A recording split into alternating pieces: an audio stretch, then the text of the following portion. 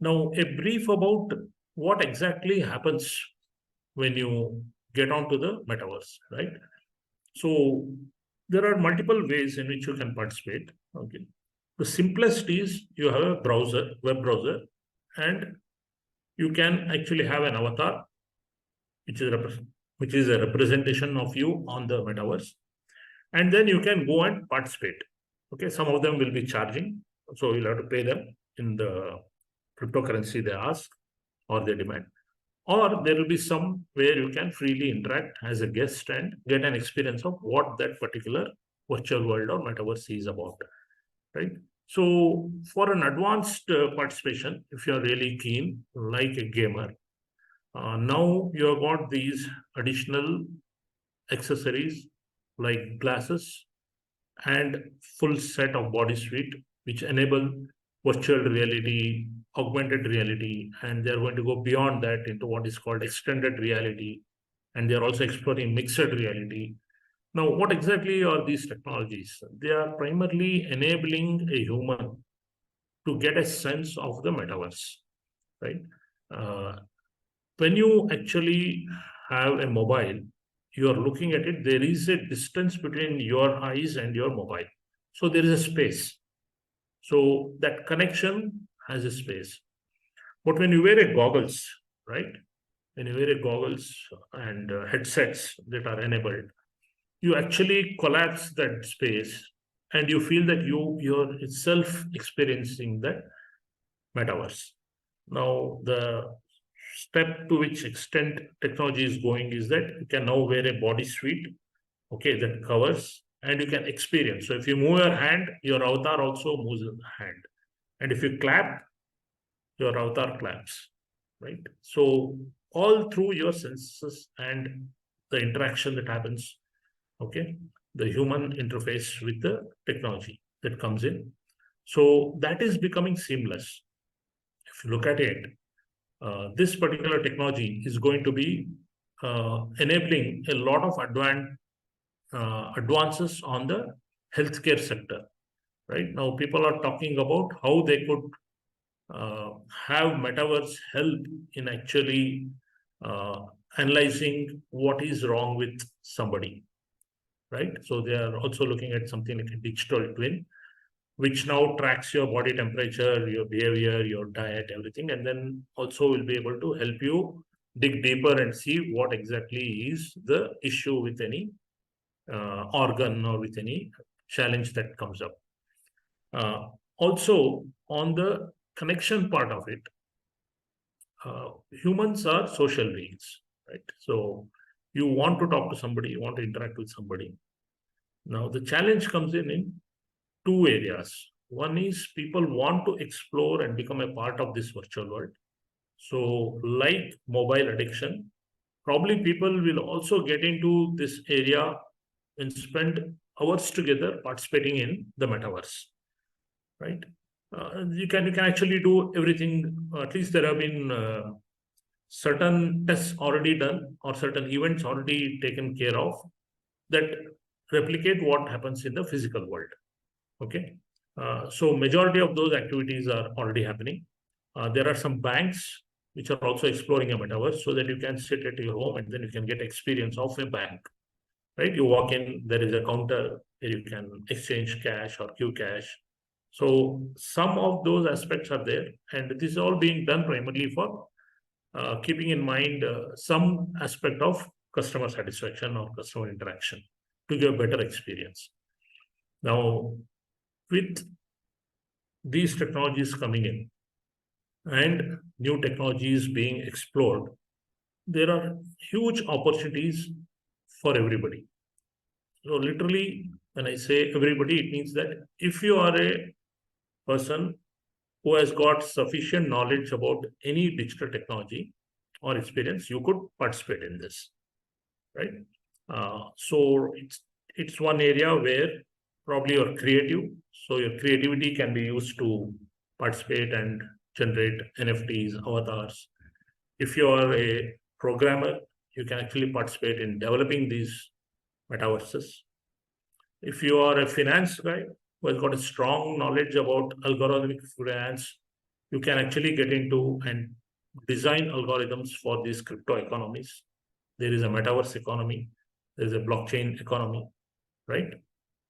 Because you can actually now participate in these activities and nobody needs to certify you, right? If you have the sufficient knowledge, you can do that. So that's one area which probably will give a lot of openings.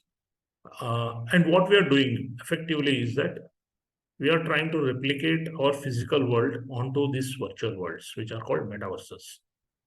Now, today, every large organizations are playing around with their own metaverse, right? For example, Porsche could have their own metaverse, BMW could have their own metaverse, right? Two things in that. One is, okay, a fan of Porsche, if he owns a Porsche, he can also get an NFT. That NFT can use to participate. There will be, because these are all very high end and majority luxury items, luxury brands, let's say, whether it's cosmetics, fashion, or retail, any of these, they are already active in this area. They are looking at NFTs, they'll progress into metaverse. Because their interaction with their consumers is going to take a huge leap by adopting this technology. Okay, we'll have a look at some of that as we move forward. So this primarily enables a huge shift in the customer experiences across. And it's not just one or two times, it could be probably 100 times to 1,000 times shift in the way people experience, or customers and fans experience the uh, things that are happening. What are some of these key terminologies or areas that are going to be impacted or evolving over the next few years? We'll start hearing more and more about virtual worlds. Okay, uh, every single brand or a company could potentially be a candidate to have their own virtual world. Now, it doesn't stop there. When you have a virtual world, like internet came in, good, we had now information, but then who is going to create the content? You saw that huge shift in web designers, web pages, designing landing pages and all that, right? And apps for the web. That generated a huge industry. Same way for the metaverse, you got now a huge industry that is coming up where content needs to be created, right? And this content can be from the participant itself, right? So if you are a creator, you can create certain graphic things. If you are a very good writer, there are opportunities where you can go and write information. Okay, designers, of course, they come in. And all these, if you are a fashion designer, people are actively designing fashion for avatars. That's a huge industry, right?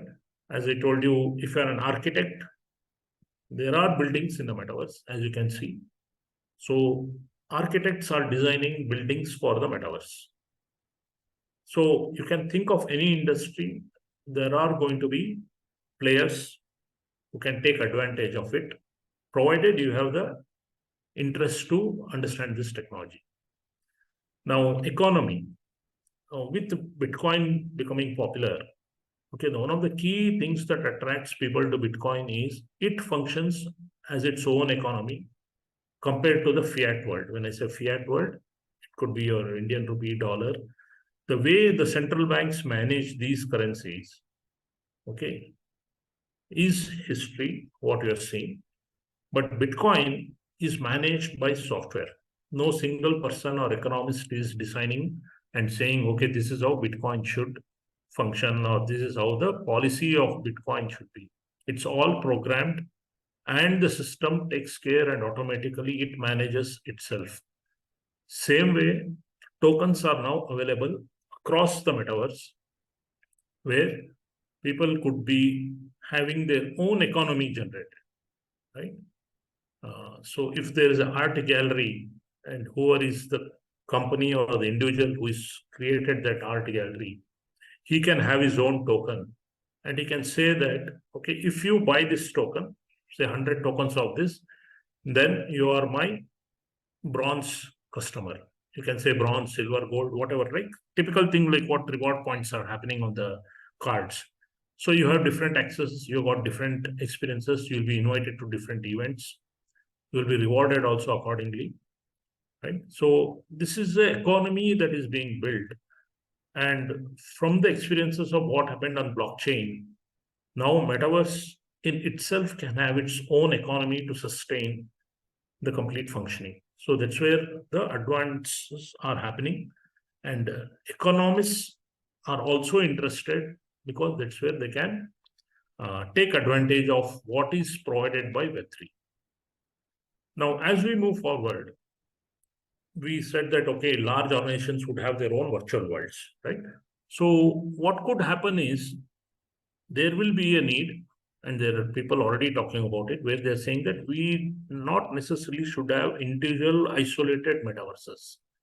We need to have interaction among them, interoperability, right? So if I have an avatar that is stepping into a bank, I would rather have my avatar itself walk into the bank. I would have the same avatar walk into a event. I would have the same avatar walk into probably a restaurant, right? Or it could be a same avatar that is going to participate in a training program, right? Now, education is going to be impacted through metaverse. Industrial training is going to be impacted through metaverse. One of the classic examples of how industries are going to be impacted is there are trainings that happen in the organizations, right? For example, if a pilot has to learn flying, he is made to sit in that deck and where he has to simulate an environment and learn. Metaverse gives a much better experience.